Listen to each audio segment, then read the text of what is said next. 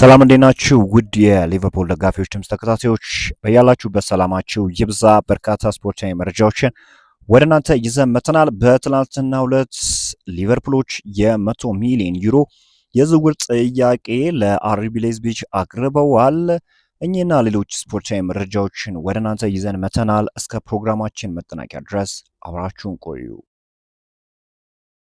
ሊቨርፑሎች ለያን ዲዮማንዴ የመጀመሪያ ጥያቄያቸውን አቅርበዋል። የቀረበው የዝውውር ዋጋም በግምት 90 ሚሊዮን ዩሮ ሲሆን ተጨማሪ 10 ሚሊዮን ዩሮ ደግሞ በተለያዩ ሁኔታዎች አዶንስ ላይ የተመሰረተ ነው ተብሏል። እንግዲህ ሊቨርፑል ለዲዮማንዴ ሁለተኛ ጥያቄም የሚያቀርብበት እድል እንዳለ ነው የተገለጸ የሚገኘው።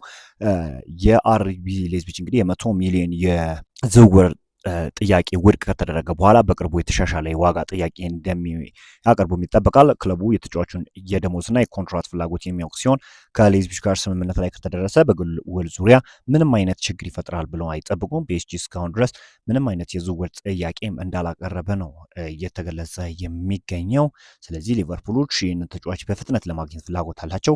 ሌይፕዚግ የተጫዋቹን ኮንትራት ማደስ ይፈልጋልና እሱን ለሊቨርፑልም ሆነ ለፒኤስጂ መሸጥ እንደማይፈልግ ነው እየተገለጸ የሚገኘው። ነገር ግን አሁን ሊቨርፑሎች የሚገፉበት ከሆነ እንደ አሌክሳንደር ኢዛክ ተጫዋቹን የሚያገኙበት እድል ይኖራል ተብሎ ነው የሚጠበቀው። ወደ 100 ሚሊዮን ዩሮ የሚጠጋ ክፍያ ለመፈጸም ዝግጁ መሆናቸው ለአርቢ ሌይፕዚግ በተደጋጋሚ ያስታውቋል። በዚህ ወቅት ሊቨርፑል በዝውውሩ ሂደት ላይ ቀዳሚው ድርሻ አላቸው። ነገር ግን ሌይፕዚግ የ19 ዓመቱን ተጫዋች ለማቆየት መፈለጉና ፒኤስጂ ጠንካራ ተፎካካሪ ሆኖ መቀጠሉ ሊቨርፑል እንደ አስፈላጊነቱ ሌሎች አማራጮችን እንዲያጠኑ አስገድዷቸዋል ሲል የቪዲዮስታን እየዘገበውና ሊቨርፑሎች ይህንን ተጫዋች እንደሚፈልጉት የጊዜ ጉዳይም እንደሆነ እኔ በተደጋጋሚ ስናገር ነበረ። ተጫዋቹ በጣም ፖቴንሻል ያለው ተጫዋች እንደሆነ ሁላችንም እናውቃለን። በአገሩ ኮት ዲቫርም ሆነ በአርቢ ሌይፕዚግ ቤት በጣም ኳሊቲ ካላቸው ተጫዋቾች ውስጥ በግንባር ቀደምነት የሚጠቀስ ነው። እንደዚህ አይነት ተጫዋቾችን እንዲህ በቀላል ማግኘት አይቻልም እና ለሊቨርፑል ለረጅም ጊዜ ግልጋሎት ሊሰጥ የሚችልበት እድል እንዳለ ነው እየተገለጸ የሚገኘው። ስለዚህ ሊቨርፑሎች ይህንን ሁኔታ ወደኋላ ማለት እንደማይፈልጉና በትላንትናው ዕለትም ያለማመንታት እንግዲህ የመጀመሪያውን የዝውውር ጥያቄ ማቅረብ ችለዋል። ተጫዋቹን እንግዲህ አሁን ብቻ አይደለም የተመለከቱት፣ ከዚህ በፊትም በተደጋጋሚ ሲመለከቱት ነበረ። ይህ የሚያሳየው ደግሞ ተጫዋቹ ፖቴንሻል እንዳለው ነው። እሱ ብቻ አይደለም፣ ከዚህ በፊትም እንግዲህ እንደነገርኳችሁ ወደ ሊቨርፑል የመዘዋወር ፍላጎት አለው ተጫዋቹ ከየትኛውም ክለብ በላይ ወይም ወደ ሊቨርፑል የመቀላቀል ፍላጎት ያለው ተጫዋች በመሆኑ ሊቨርፑሎች በቀላሉ ተጫዋቹን ያገኙታል ተብሎ ነው የሚጠበቀው። ስለዚህ አሁን ሊቨርፑሎች የመጀመሪያ የዝውውር ጥያቄያቸውን አቅርቧል። ይቀበሏቸዋል ወይም አይቀበሏቸውም የሚለውን ነገር አብረን የምንመለከት ይሆናል። ተጫዋቹ ግን ፖቴንሻል እንዳለው ምንም የሚያጠራጥር አይደለም። እንደሚታወቁ እንግዲህ የመሐመድ ሳላ ከሊቨርፑል መልቀቅን ተከትሎ ሊቨርፑሎች የአን ዲዮማንዴን ብቻ ሳይሆን ሌላም ተጫዋች የማስፈረም ፍላጎት አላቸው። ታዲያ አሁን ነገሩ ሁኔታዎች እንደሚያመላክቱት ከሆነ ሊቨርፑሎች ተጫዋቹን ለማግኘት ወሳኝ የሆኑ ስራዎችን እየሰሩ እንደሆነና የመጀመሪያ የዝውውር ጥያቄም እንዳቀረቡ ነው። ይሄ በጣም መልካም የሚባል ዜና ነው። ተጫዋቹ 19 ዓመቱ ነውና በአይቮሪ ኮስት እንግዲህ በጣም ድንቅ የሚባል ብቃቱን ማሳየት ችሏል።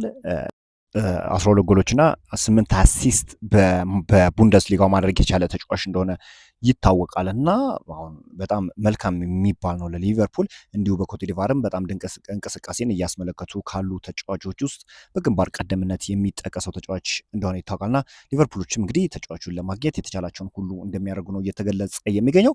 ሊቨርፑሎች የአጥቂ መስመራቸውን ብቻ ሳይሆን እንዲሁ ደግሞ በተከላካይ ስፍራ ላይም ተጫዋቾችን የማስፈረም ሀሳብ እንዳላቸው ነው እየተገለጸ የሚገኘው። ታዲያ ከዚህ ጋር በተያዘ ሊቨርፑልና ባርሴሎና ሚኬ ቫን ደ ቤንን ለማስፈረም ጥያቄ እንዳደረጉ እየተገለጸ ይገኛል።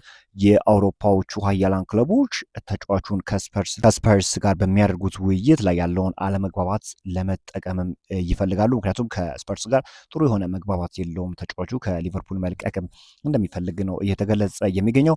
ሊቨርፑል ታዲያ ሚኬ ቫን ደ ቤንን ለማስፈረም እንቅስቃሴም እንደጀመረ ታማኝ የሚባሉ የዜና አውታሮች እየገለጹት ይገኛሉ።